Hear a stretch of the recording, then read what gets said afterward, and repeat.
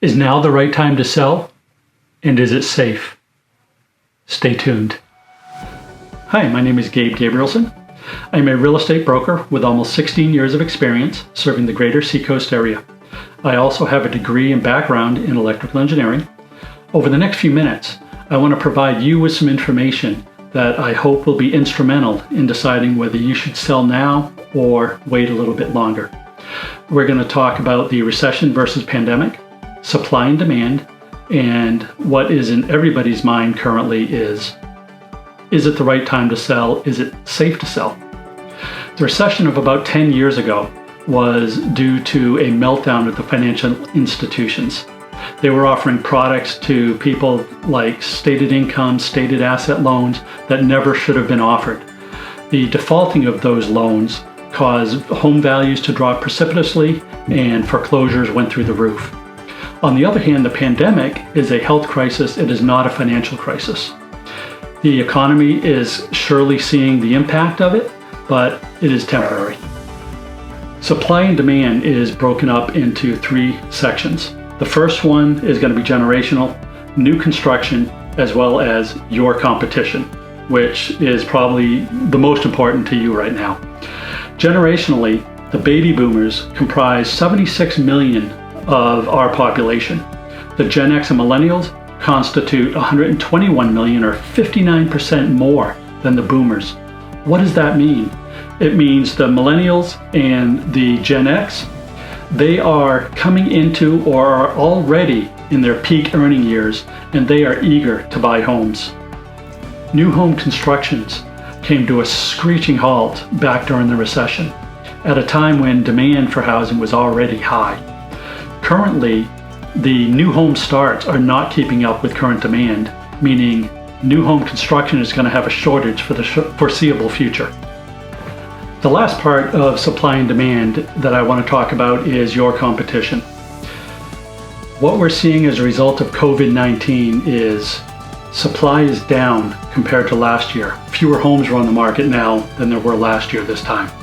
And that's obviously to be expected. So you need to decide, do I want to be ahead of the curve and have less competition for my home in the marketplace, or do you want to wait and risk the potential of a glut of inventory coming on the market, and then you're now in competition with many more sellers than fewer sellers? For my money, I would always rather have less competition for my home than more. Because all real estate is local, we're going to skip some of the national statistics and focus only on the Seacoast of Maine, New Hampshire, and Massachusetts.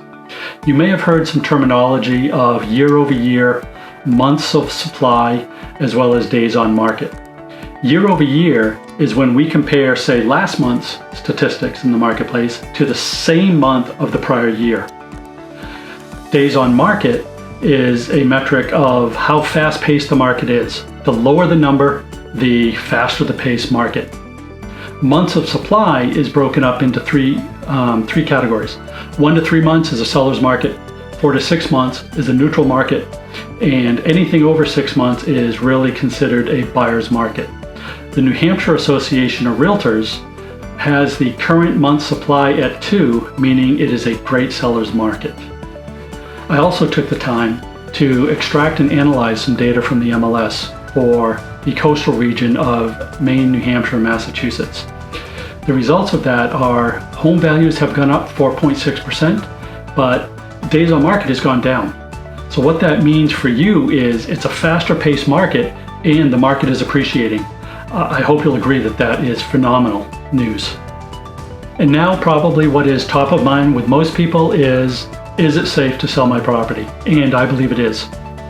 We, as most industries, have adopted strict safety protocols to make sure everybody throughout the process is safe. We do virtual meetings, we have electronic signing of documents, and we do remote sign-offs. When it comes time to show your property, there are numerous things that I do, like require PPE. I ask that you turn on the lights ahead of time. I prohibit the touching of any surfaces. If that does happen, then I have sanitary wipes with me that I use to clean everything down afterwards. We prohibit the use of faucets, sinks, and bathrooms. When it comes time to having inspections and showing the property, we ask that it be vacant if at all possible. It's not always possible, but we'd like to do that. The other thing I do that is different, I think, from most agents is I only like to show the property to those buyers that are pre-approved. And they can demonstrate that by providing us with a pre-approval letter from their lender. What this ensures is the buyer is ready, willing, and most importantly, able to purchase your home. You're embarking on selling arguably one of the highest assets that you possibly have.